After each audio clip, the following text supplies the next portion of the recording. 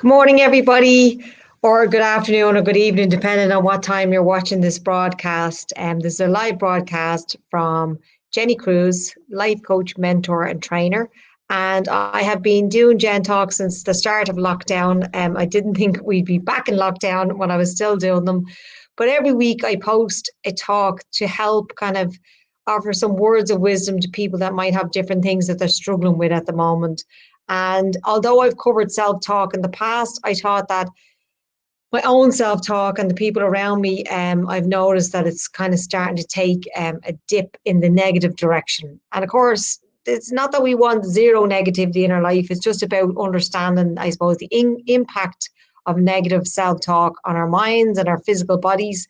And also, I always have this kind of saying of, who's running the show, who's winning the battle today, to bear that in mind. Is it the negative self-talk or is it the positive self-talk? And positive self-talk isn't always like, oh my God, I'm so wonderful, I'm so brilliant. Positive self-talk can be positive, creative, solution focused. Instead of looking for problems, we'd say, okay, well, there is a problem. What is the solution? Well, I'll talk more about that in a moment. I want to just start with this lovely little story from the Cherokee Indian tribe, and it goes like this. The old grandfather, the Cherokee grandfather, talks to his grandson and tells him the story of, grandson, in every man's mind, there is a battle that goes on. There is a battle of the two wolves, and the grandchild is really absorbed in the story. He says, really, grandfather, tell me about this battle. He says, well, there's the dark grey wolf, and he battles with the white wolf. And the dark grey wolf represents all of the negative thoughts we have, like anger, like hate, like fear. And he battles with the white wolf, who represents all of the positive emotions that we have, like joy and happiness and kindness. And every day they go into battle. And the little grandson, hanging on his grandfather's every word, says, but who wins the battle, grandfather? The grandfather wisely says, whichever one you feed. So the analogy there is the idea of, what are you feeding in your mind? There's an awful lot of negativity. I'm guilty of it myself about, how the government handles the announcements, the impact the announcements are having on people, what stage of lockdown we're in, whether it makes sense or not. And sometimes I have to remind myself that as much as, there is that is negative, it is factual, that a lot of people are really badly affected by what's going on. You have to bring it back to yourself from the point of view of, like, what can you do about, the government giving no notice, the government calling in a lockdown? Like, what part of that belongs to you from the point of view of how you're processing it in your mind? It doesn't mean that you can't acknowledge it. It doesn't mean you have to pretend it doesn't happen. I mean, that's a big myth, and it really kind of upsets me when I hear people talking about positivity from the point of view. It's like it can never be negative. But it's like, which of those thoughts is running the show? So if the negativity is taking over your mind and it's draining your energy, because that's what negativity does, it affects the physical body. Your arm, the strength in your arm can weaken just by thinking negative thoughts. If it's starting to build up in your mind, it's starting to stress you out and it's starting to cause you stress and anxiety, of course that's going to affect your physical body, because your mind and your physical body are completely connected. So that's something you have to be really aware of. And then you have to ask yourself in your own mind, who is winning the battle, with the self-talk battle. And you can't even enter into a battle unless you are aware of your self-talk. So I would encourage you, if you take anything out of this talk today, is to start listening to your self-talk. Start noticing how your mind is speaking to you. Is it like, oh no, it's so dark now, the winter's on the way, it's so cold, it's freezing, I hate the winter. We're all guilty of that, aren't we? And listen, as long as I've been alive, the winter has come. There's never been a season where we didn't have a winter. So, I mean, I'm 48 years of age, but you think by 48, I'd have been used to the winter coming. So it's like, Jenny, get over it. The winter's on the way. Buy yourself a decent coat, buy yourself a decent hat and scarf, or do whatever you need to do to make the winter comfortable for you, because guess what? It's coming whether you like it or not. I'm wasting my energy and time, me personally wasting my time and energy about the winter coming is not really serving me to be in the best shape that I can be. And when I say shape, I mean mental shape. My mental six pack isn't going to really benefit from me moaning about the inevitable winter that's on the way. And yes, maybe there could be possibilities of lockdown. And yes, there could be possibilities of a million things. I mean, realistically, if you wanted to go down that road, you could say, there's a possibility of a volcano or an earthquake or, whatever it may be. We don't know what's coming around the corner. In some ways, that can be a blessing.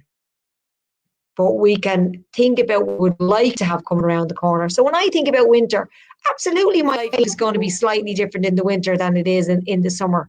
Like it's going to be much more indoorsy than outdoorsy, if you want to use those words. And so then I say, well, what do I love about the indoors when I'm actually indoors? I love my fire. I love lighting my fire and I love getting cozy. Winter gives me a time in my life to slow down. Winter is also a time when our whole metabolic system slows down, our metabolism slows down. That's why we put on a little bit of weight in the winter.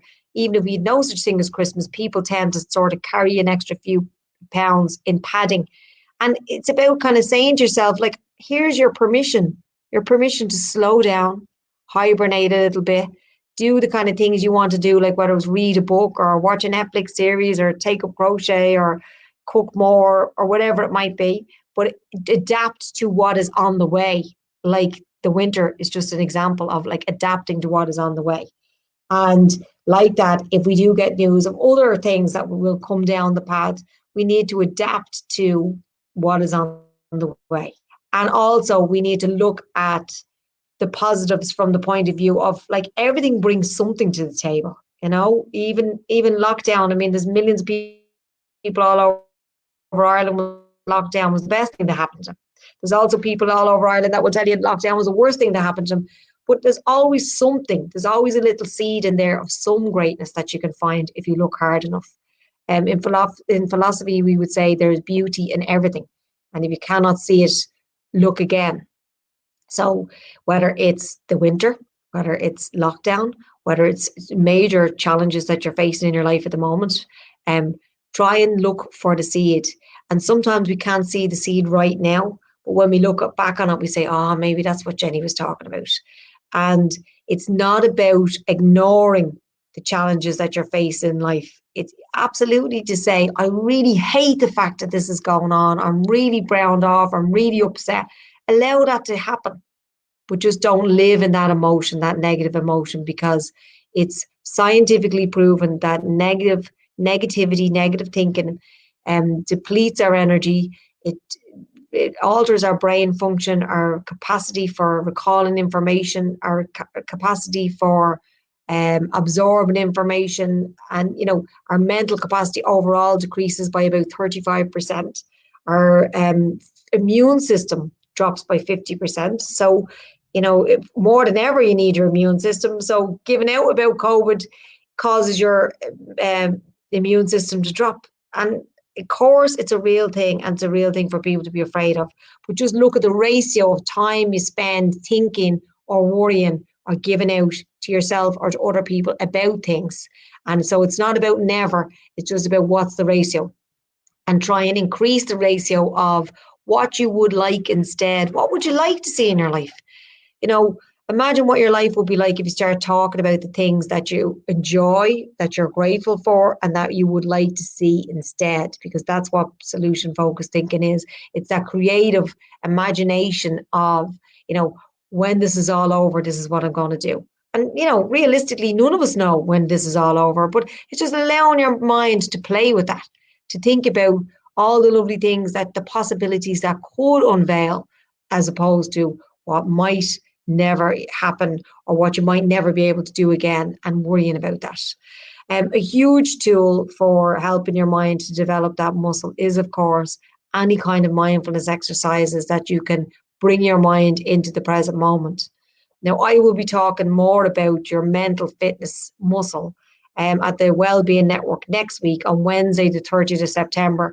I will be talking about positive intelligence. So positive intelligence is how we measure the ratio of positive to negative thinking, and how we build that muscle is by developing our mental fitness. And how we do that is using mental exercises to help build our innate wisdom that we were born with, and to quieten down that dark wolf that's snarling away in the background. So if you're interested in that talk, the event is on Facebook and it's also on Eventbrite, and I will look forward to connecting with you then.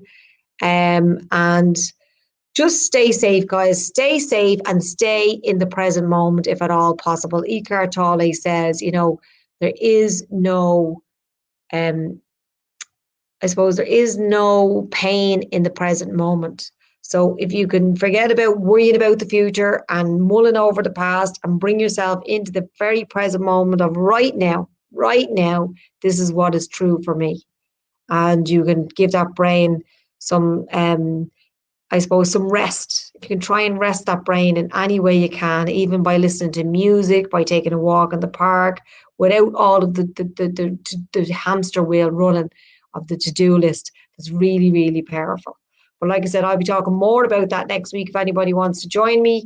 And thank you very much for your talk today. And I look forward to connecting with you again next week. So stay safe and be happy and present if at all possible. Bye, guys.